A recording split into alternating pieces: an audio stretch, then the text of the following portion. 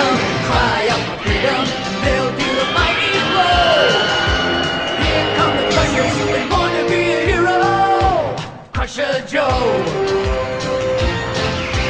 Crushers, Crushers, here come the Crushers. This is The Hardcast. It's time for another Recklessly Interstellar episode of the Hardcast. I'm your host, Chris, and today I'm joined by Steven. The man whose night is so Xeno. And Victor. I'm bringing back seriously.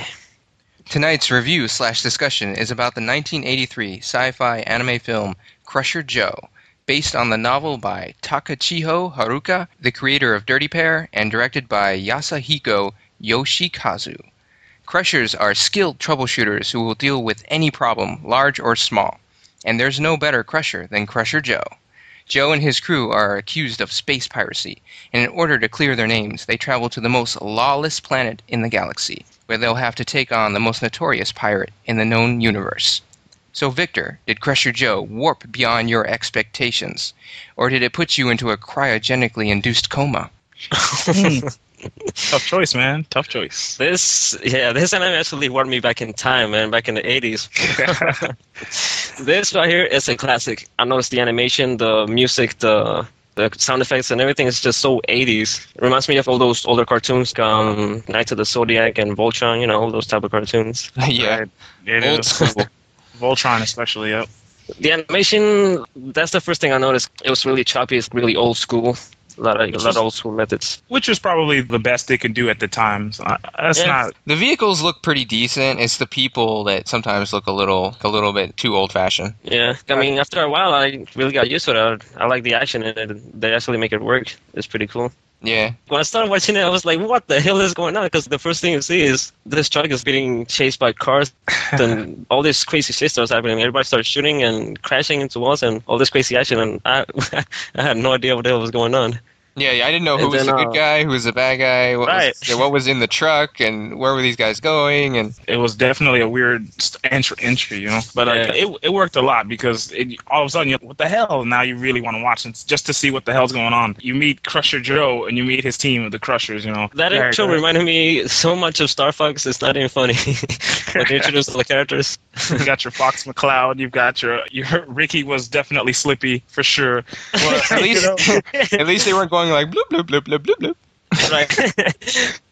Oh, it was ridiculous. Falco was definitely Talos. Then there's the robot, Dongo. Yep. Yeah, the porn-loving Dongo.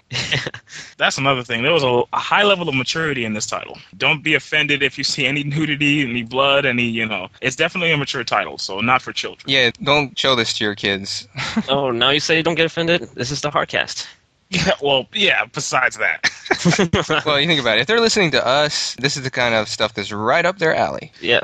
Right. Basically, they introduced the team. You realize that the cargo that they was actually holding was some girl in some cryogenic state or whatever, something like that. And so then they get called in by... Well, actually, let's mention that the whole opening sequence with the Crushers, where they have to separate the asteroid and all that. Oh, yeah. And they're flying around. And the first thing that I noticed, because this is the second time I've seen this movie, but the first time I saw it was back in 2003 when the DVD first came out. So it's been like 6 years since I've seen it last. Watching the movie again, it made me feel like when I saw the ships, I was like, oh, those look just like they're straight out of Raiden. So it was kind of cool. I was watching, I was like, damn, it's like the Japanese always draw their ships like kind of similar from back in the 80s. I was already in a good place when I started watching it. I did like the opening sequence, the music and everything is all very kind of like swashbuckling sci-fi adventure. Right. They got the space pirate thing definitely going on in this movie. Yeah. Tons of space pirates, illegal smuggling, tons of drug issues, man. Tons of laws being broken all the time. Crusher Joe is he's just one level-headed bastard, man. I gotta say, the whole movie, he's a cool guy. It's like nothing bothers him. And he's only 19 years old. I know this guy shows a level of maturity. It's ridiculous. He was on top of his game. Combat, figuring things out, not trying to get duped. Well, remember that one part? I mean, we're jumping ahead, but we'll go back to the beginning later. That part when he's fighting with the bayonet in the waste disposal place, and he pulls out the bayonet, and he's let's see if I remember how to use this, as if he's so old that he would forget how to use something. What, wait, someone taught you when you were 5 years old? I mean, he's only 19, man. He's like my bayonet training, man. It was such a long time ago. And he drinks and shit, too. Yeah. Yeah, he does. Not even 21. Fucking bastard. Definitely. This guy is cool. Reminds me of a younger me. Victor HD. Well, back when you were DJ Vic, right? Right. Oh yeah, he wasn't HD. You weren't HD yet. No, he wasn't even convict. Okay. I got so many letters going on now. HD DJ Vic. Like, no, that's getting too ridiculous. Just to show our history to the the listeners. You can never get too ridiculous on the Hardcast. That's true. Back to the beginning. You wanted to stress that, Chris? Yeah, I guess we could talk about that. The whole thing is those guys were carrying a cryogenically kind of frozen girl. Well, she's in a coma anyway. I don't want to say she's frozen, but she's like in stasis or whatever. Yeah. And they have to get her off the planet. We don't know why exactly until they talk to Crusher Joe's crew. Of course, they give them false information. What they tell them is that they need to get this girl to a special doctor that's on this planet, and she only has a certain amount of time, or they won't be able to treat her. And she's this heiress to this big company, fortune, blah blah blah, and they can't go out in the public about it, because if they do, then that will make their stock tank and all that kind of stuff. The Crushers are like, oh, we got to do this to save her life, blah blah blah. Plus, they're getting a shitload of money to do the job. Take the girl on board the ship. They start warping, and then next thing you know, the warp engines get all fucked up, and they get all thrown off balance, and it's a weird scene. And they It reminded me of a scene that I just went through in Star Ocean. Yeah. Oh, yeah. That's nice. I know what you went through, Victor. they stressed that scene pretty good, man. It was completely out of the blue what happened to them. They're fine. All systems go. Green check, everything. All of a sudden. That part that was messed up, though, was when you see the whole background disappear and it's just them and they're all stretching out, and then all of a sudden it goes black. I thought it would be so funny if at that moment it said the end. I'll be like, that's a short movie. I was like, that's the best movie ever, dog. Failed the mission, dog. That's it. Everybody died. It's like, game over. Would you like to continue?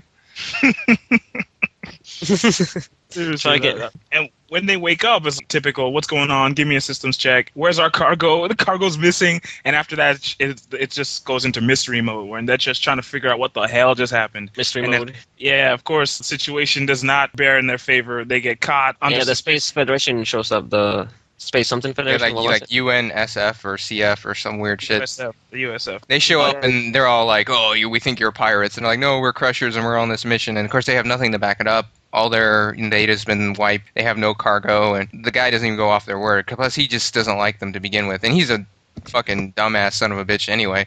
He was a douche. Yeah, he was a had, douche. Supreme douche. He had some issues, man. That's Colonel Kowalski. Something like that. Yeah. Bro, he had some serious issues with freaking Joe. Joe did nothing. He's always in his I think he had issues with everyone. He was yelling at even his own crew. Yeah. It was funny to see him, though, just to see what kind of an idiot he was and see all the ridiculous accusations he'd come up with. After that, they can't even hold him with evidence. There's not enough evidence. So, they let him free, and then all of a sudden, Crusher meets his old man. Yeah. This old guy, he happens to be the leader of the Crushers. The guy. Yeah, I think Like he's the old school guy Crusher that- Dan. He's the one who founded everything. Yeah, He was like one of the Crusher Dan. first Crushers or whatever. Yeah, he started everything. He set up the whole organization and the rules and everything. Mhm. So what he did is he took his license away for 6 months from That's Crusher Joe. And he punishment. was pissed. Yeah, it's punishment of disobeying the rules that they got going on. Wait, let me stop you. Remember how we referenced it to Star Fox? Remember how Peppy was with with the original Fox leader? Remember? And how he went over to Star Fox? It's just like what Talnos did, because Talnos was with the original Crusher. His dad. Yeah, I guess Star Fox, they borrowed a lot from this one. They brought a lot, man. Or Star Fox took a lot from this one, but That's what. Well, this same movie is a lot more famous in Japan, of course, than the U.S. It's actually kind of not very well known in the U.S. Dirty Pair is a lot more well known than this movie. It's kind of like an underground title. A lot of people Yeah. seem to like it, though. The few people who have seen it. Yeah, I've never heard of it before, It was and I great. really liked it. I did notice that the Peppy, not defecting, but going to his son's side and following his orders, just like what Peppy did with Right. Talnos. Apparently, this movie had a lot of influence on stuff in Japan. We don't have to explain too much in detail. Certain Yeah. things start happening, and all of a sudden, someone else needs Joe's help, and they try to. This intelligence officer shows up who used to work with Crusher Joe's dad. Guy, His name is Bart. Yeah, Bard. Bard, yeah, there you it go, is. Bard. And he goes, Oh wait! I know. Before the meeting happens, the fucking ridiculous ass disco scene. Oh, yeah, that scene was the Oh my worst God. scene in the movie. Jesus Christ! Basically, what The happens first thing. is. Go ahead. Yeah, go ahead. All right. Basically, Well, what let me happens- just mention. Let me just mention. The first thing you see is people dancing and these girls with ass and tits just hanging out all over. Like, oh my God.